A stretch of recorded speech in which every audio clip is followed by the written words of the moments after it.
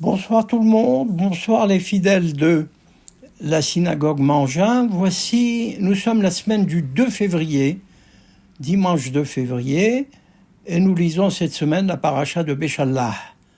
Alors je commence par dire très brièvement les idées importantes qu'il y a dans la paracha, sachant évidemment ce que j'ai dit la semaine dernière, que nous avons l'obligation d'étudier la paracha dans tous les détails. Quel est l'essentiel à retenir? Il est ici dans la paracha, je l'ai divisé en six points. Voici le premier.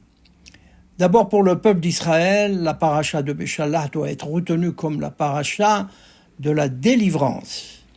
Délivrance du Shi'boud Mitzraïm, de la servitude en Égypte.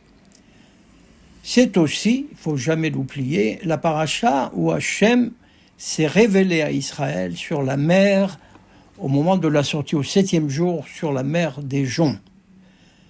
Cette vision, n'oublions pas, a été grandiose. Mais en même temps, il faut savoir que cette vision a été claire pour tous les béné Israël. Elle a été évidente. Tous ont vu. Il n'y a pas quelques individus privilégiés qui ont pu voir, du plus érudit au plus simple, nous dit Rabbi Eliezer dans le Midrash de Mechilta. Rabbi Eliezer Omer, Ra'ata shifha be'Israël, ma shelo ra'a gadol sheban nevi'im.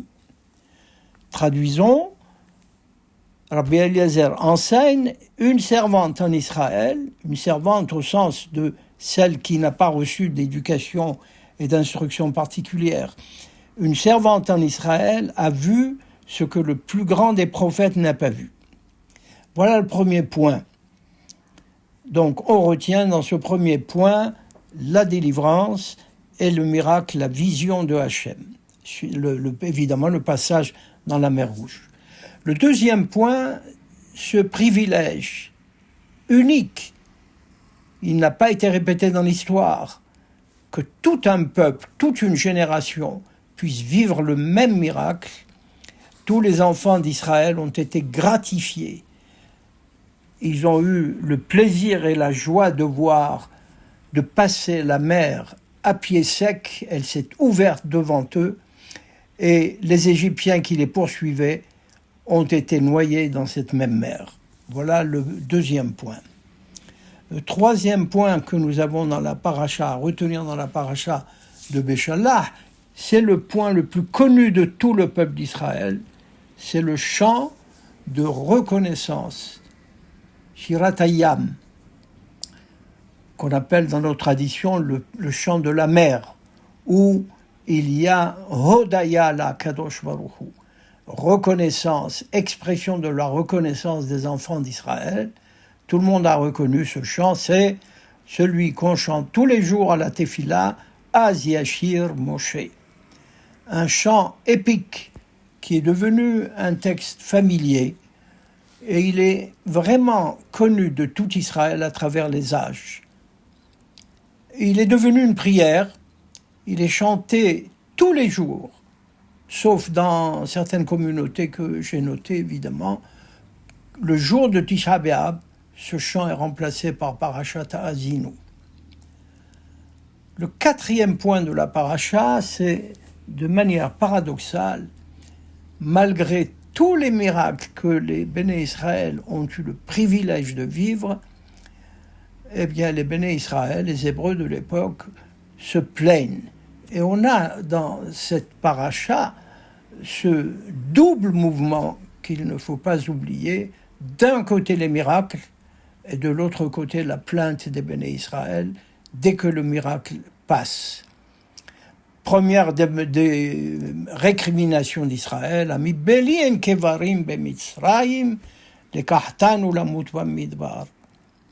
Ils dirent, tous les Hébreux à Sinaï, avant Sinaï, dans le désert, tous les béné Israël dirent à Moïse, est-ce faute de trouver des sépulcres en Égypte que tu nous as conduits mourir dans le désert?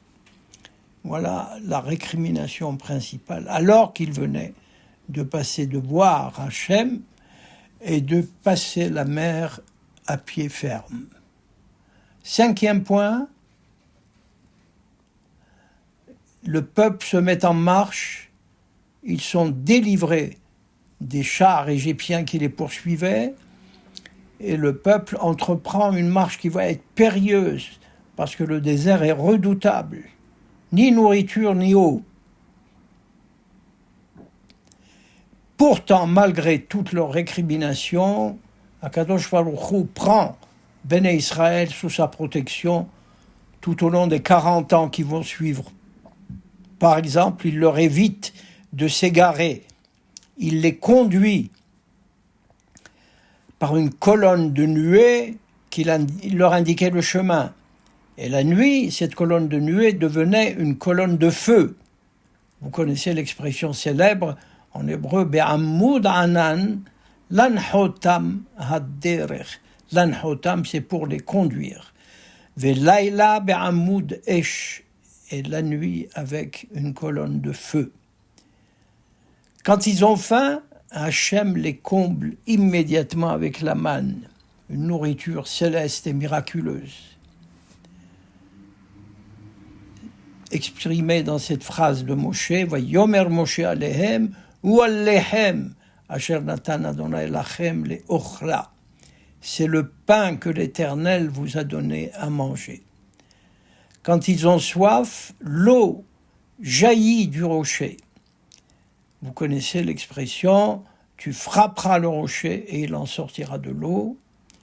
Veikita batsur veyatseu mimenu maim. Tsur, c'est le rocher, maim, les eaux.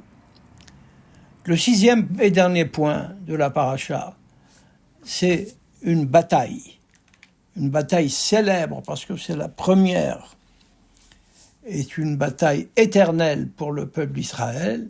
La paracha se termine par le combat contre Amalek. C'est une petite paracha de 9 psukim. Et on la connaît bien parce qu'elle est lue à l'office de Shachrit de Purim.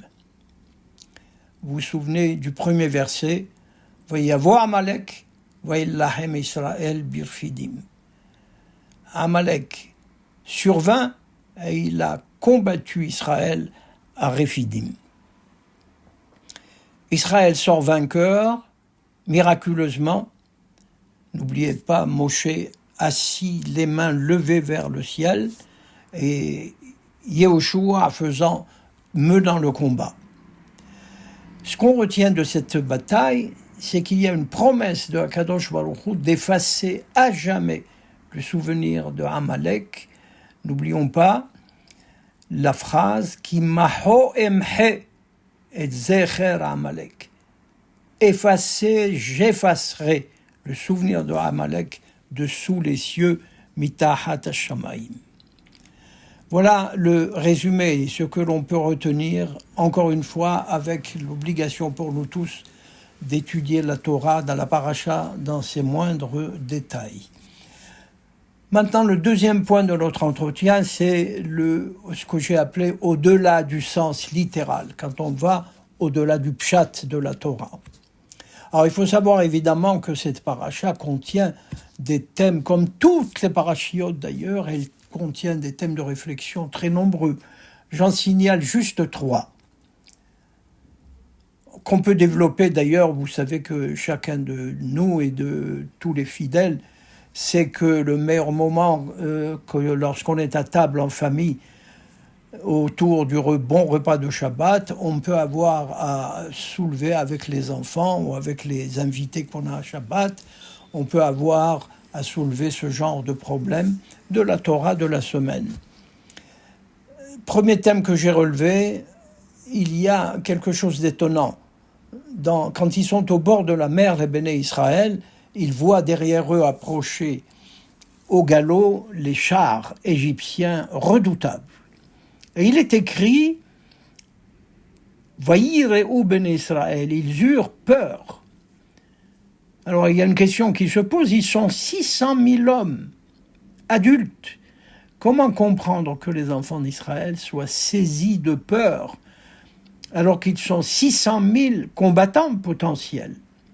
Pourquoi ils ne se sont pas préparés? Pourquoi ne sont-ils pas mis en situation de défendre leur vie alors qu'ils savaient qu'ils étaient menacés d'extermination? Ça, c'est un premier thème, et on a des réponses évidemment dans les commentaires et dans la Torah elle-même. Deuxième thème que je propose,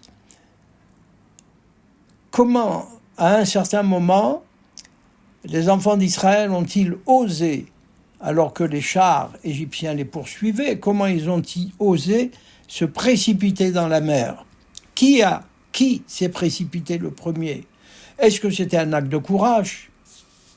On peut le dire, mais on peut dire aussi que ça peut être de l'inconscience.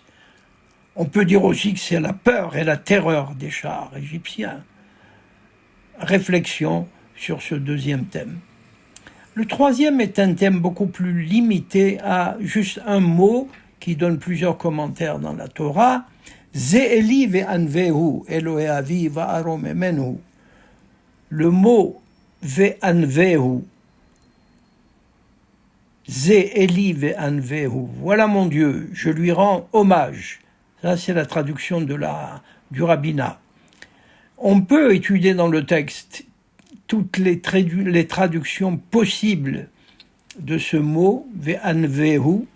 On peut voir Rashi, on peut voir comment Onkelos le traduit, on peut voir Rashbam, Ramban, on peut voir et étudier, s'habituer à voir les sens différents d'un mot difficile de la Torah. Pour ma part, je vais développer, mais pas trop, je vais développer une réflexion sur le pasouk final de Shirat Hayam, que tout le monde connaît par cœur, Adonai imloch le'olam va'ed. Hachem régnera pour l'éternité. Ce pasouk, il est évidemment dans notre paracha, il est la clôture du chant de Shirat Hayam. Il est répété fréquemment dans nos prières. Par exemple, on le dit comme ouverture de la récitation des Émirot le matin, quand on commence Shaharit. On l'appelle le Shem Melech. Ou bien on le chante aussi au retour du Sefer Torah, quand on a fini de lire le Sefer Torah dans l'Arche à Shabbat. Et dans ces deux cas que je viens de vous dire, vous vous souvenez que l'on ne dit pas seulement Adonai imloch le'olam va'ed, on la longe en disant une formule plus longue. On dit Adonai Melech, Adonai Malach, Adonai imloch le'olam va'ed. Cet ajout, ce prolongement de la phrase est dû sans doute à nos hachamim et à la sagesse de nos hachamim, parce que la formule seule qui est écrite dans la Torah, Adonai imloch le'olam va'ed, est une formule qui paraît difficile à dire seule. Pourquoi? Parce que le verbe imloch est au futur. Et alors, me direz-vous, s'il est au futur, pourquoi pas? Eh bien, tout simplement parce que si on le met au futur, on pourrait laisser penser que dire cette phrase, c'est comme si on affirmait que la royauté de Hachem se réalisera seulement dans l'avenir. Et par conséquence de ce que je viens de dire sur le futur, ce serait comme si on niait la royauté de Hachem au passé et au présent. Comme si, au passé et au présent, Hachem avait laissé son monde, l'univers entier, livré au chaos, et qu'on attendait un avenir qui est toujours incertain pour l'individu.